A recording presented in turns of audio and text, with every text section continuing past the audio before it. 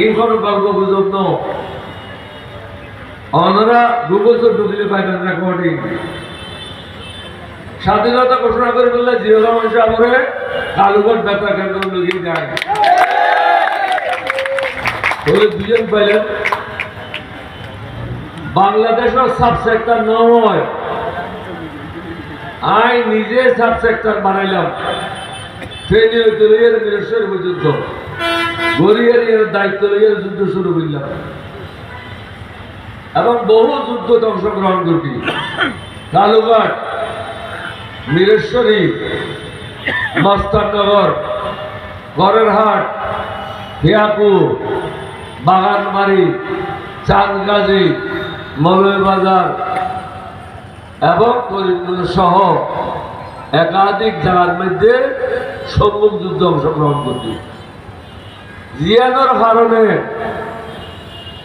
বাকি অফিসার হলে সেনা সদস্য হলে খেতাবপ্রাপ্ত বীর মুক্তিযুদ্ধ ঈদে 1972 সালের মার্চ আর অনার ফোয়া ক্যাপ্টেন অলি আহমদ খেতাবপ্রাপ্ত হইয়ে 1971 সালের জুলাই আগস্ট মাসের মধ্যে আর আগে যখন খেতাব দেওয়া পায় তৈল নিয়োগিয়াই নাই মহিনা তারপর আইন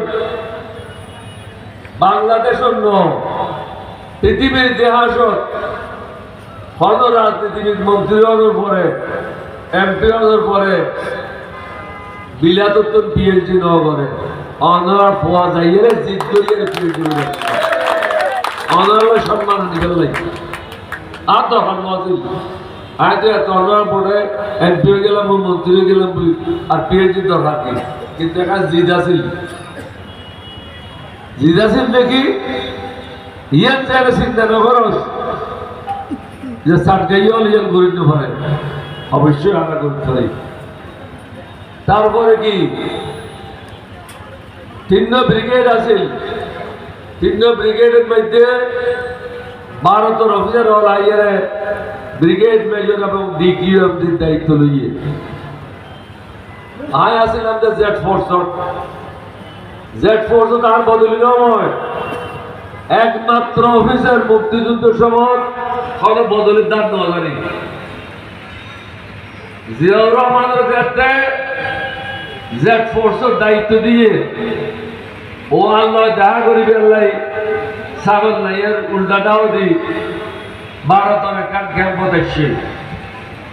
আইয়ের মধ্যে আই তো যাইতই জেড ফোর্স মেঘালয়ের মধ্যে তুরা নামক জঙ্গলত আর ফাড়াইদের আয় তো লয় বিদালি বেলাসি আবার তুই আর কাছে কি আশা করো হয়তো আশা করি তোর মতো বন্ধু যদি হওয়ার থাকে তাহলে আর খুলছিলেন বহুত দৌড় তারপর তুই বলছি তো হতে হয় 3 দিন পরে আবার যাই 2 দিন পরে বলছে হয় তোমার বদলি আবার তখন হারাম আর বদলি মৃত্যু আজ যেহেতু যুদ্ধ শুরু করবে আরো অনেকে বহিল না আজ তো নিজের তারা নাই বাংলাদেশ হলে যুদ্ধ শুরু করবি এখন বদলি হাত তো লইও আর বদলি আয় লইতে জীব লই বন্দুক হাত লই 3 দিন যাই চালাইয়ে রে তুরা নামক জায়গা থেকে পৌঁছে দিয়ে গেল যাইয়ে ব্রিগেড মেজর দায়িত্ব লই এই অর্ডার গান 1975 সাল পর্যন্ত আর অর্ডার নেওয়া চিন্তা করুন সামরিক বাহিনীতে এক জায়গা গেলে একটা অর্ডার হয় আজ যে ব্রিগেড মেজর আসিলাম 75 সালের ডিসেম্বর পর্যন্ত অর্ডার নেওয়া জেড ফোর্স তো 12 অফিসে দেখছি ব্রিগেড মেজরে বললেন আজ তার মধ্যে বাদ খেয়ে গুন্ডা ফজর গুড়িবে নাস্তা হবে গাড়ির বউ জিজ্ঞেস করে ঠিক আছে অদিবে অনেক কথা এখন এটা অনেক দিয়ে বসে হতো এটা আগে ছাড়া অনেকে তাই গুলি দিতে যে আমার নাম দেখতে ডাকলে হয় তুই খান জানো না এখন না যাবি আমার যার জীবের সুভদ্রা আছে রহমান 2য় বিশ্বযুদ্ধের মানুষ এটা খান জানে আর তুই জানো তুই যদি মেজর হয়ে কর্নেল লেফটেন্যান্ট কর্নেল ব্রিগেডিয়ার হাম করতে রো 3 ফুট দূর দেখতে রো আয় উদা ক্যাপ্টেন ইয়ারে ব্রিগেড মেজর হাম করতে শুনে হলো তো আর তো শিক্ষক সুবাদের মেজর রহমান তো শিক্ষক কিন্তু ভারতের আর্মির অফিসার রাস্তা কিন্তু জিও সমুদ্র পার রাস্তার দুই সমস্ত গুদাম বাইরে গেলাম খরকিয়া কোন অর্ডার বলুন শৈলন গুদাম ভাঙি ট্রাকে ট্রাকে প্রত্যেক গান উপজেলার মেনে স্কুল পড়ায় সব বাবু বুঝে করে বুঝে সরকারি হুকুম ছাড়া আমি তো ভালো সরকারি হুকুম না মানি আর মানুষ বাঁচার গেলে সরকার মানুষ মনে গেলে কি সরকার আর মানুষ তাহলে কি সরকার সমস্ত কালা রঙিয়ে বুধা উত্তর শৈল বাড়ি ঘুরিয়ে এলাকায় এলাকায় পাঠায় এটা যে আমি আসি জমা কর ওর ছাদের উপরে ডাকি দিলাম পুরো এলাকার দায়িত্ব দিল